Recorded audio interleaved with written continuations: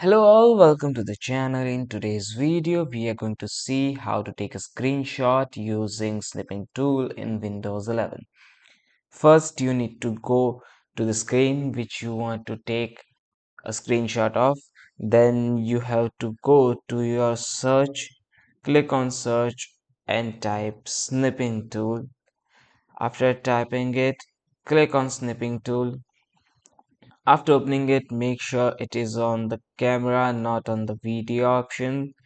Click on camera option and click on new. After clicking on new, you will see this option. Then you have to make a box and select whatever you want to take as a screenshot.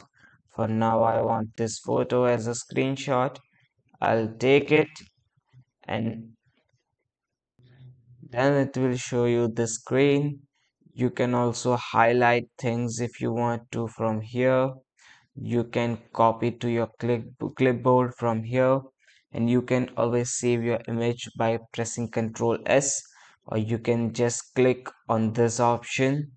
After clicking on this option, you can see its location where you want to save it, and also if you want to rename it.